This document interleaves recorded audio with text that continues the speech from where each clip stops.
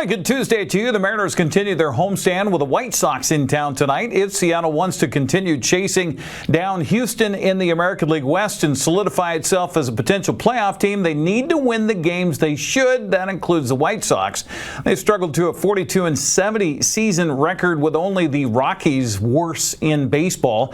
The Mariners are 60-53 coming into tonight's game. Davis Martin gets a start for Chicago, who's 3-8 with a 3.84 earned run average. All-star Brian Wu gets the start for Seattle, who's 8-6 with a 3.11 ERA. First pitch set for 6:40. That'll be on Root Sports Northwest. While Seattle was idle last night, the Astros picked up a half game with an 8-2 win over Miami.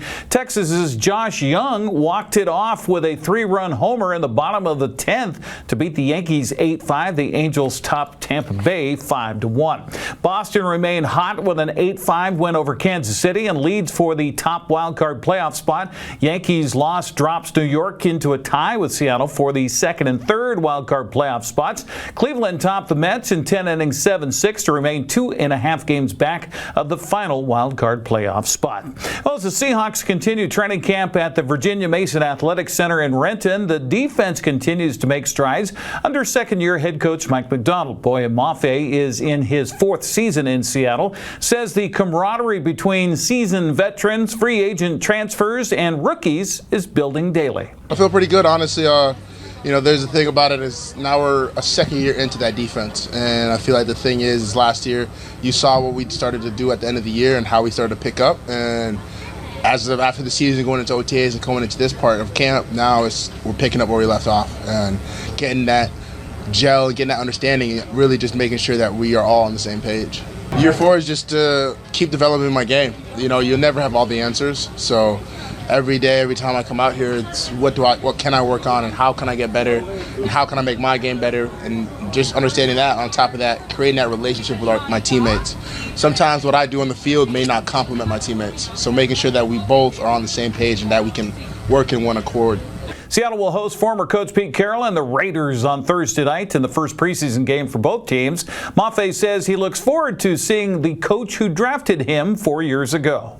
It'll be interesting. It's one of those things I haven't really thought about yet, and obviously, being a coach that drafted me and brought me into Seattle, into the NFL, honestly, it would be an emotional moment, but he got a new job and we're in a new situation, so at the end of the day, we'll probably have our 5 minutes and then got to get to work.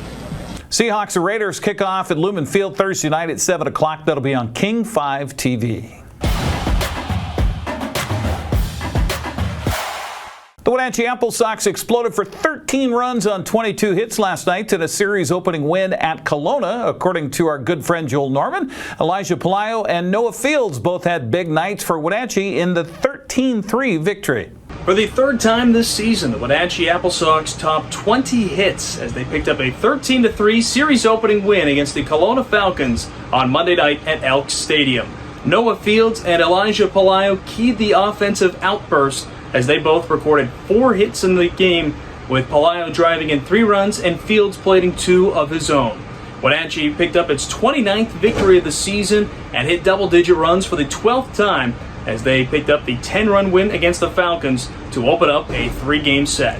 2 teams will do it again on Tuesday night when they face off at 6:35 once again at Elks Stadium. With your AppleSox update, I'm Joel Norman. You can hear Joel as a guest announcer for tonight and tomorrow night's games on Sunny FM here in North Central Washington. Edmonton and Victoria played 2 7-inning games yesterday at Wilson's Group Stadium in Victoria as part of a rain-out makeup doubleheader. Riverhawks won the opener 10-1 while the Harbor Cats came back to take the nightcap 7-5. 2 teams remain tied for the top spot in the second half standings of the North Division of the West Coast League. Other action last night, Nanaimo beat Bellingham 10 in 10 innings, 3-2.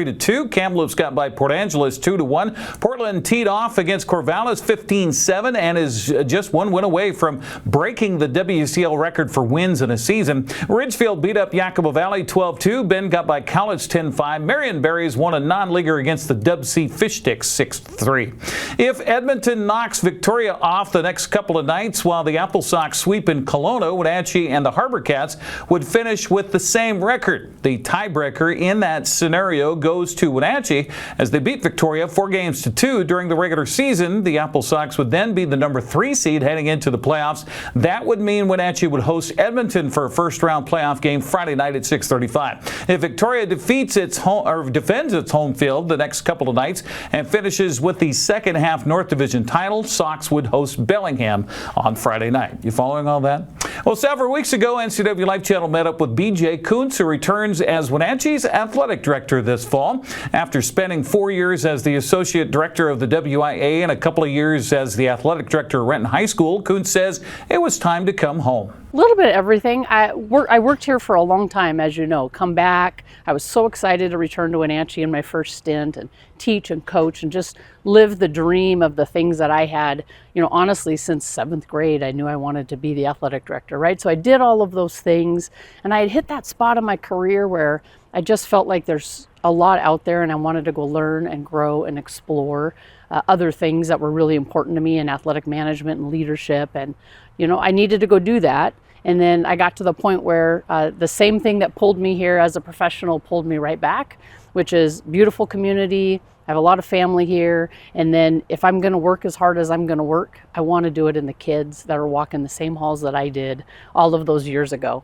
So the pull was to come back and take all of the things I've learned and invest those back into this community. BJ has always strived to help build up women in sports. She did so on the west side of the state and will continue those efforts here in Wenatchee.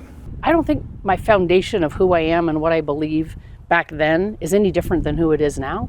I think it's so important to have as many females, coaching females as possible, to have those role models. I didn't have very many growing up.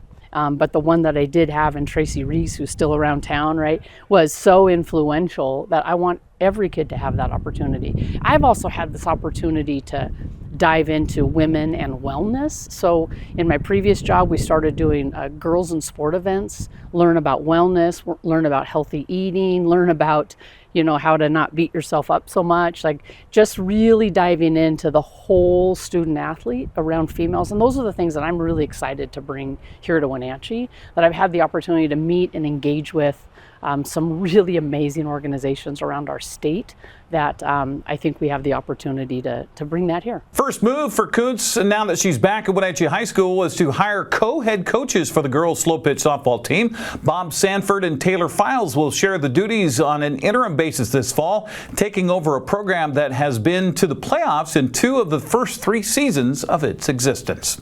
That's a look at sports news. I'm Eric Granstrom. Have a happy Tuesday.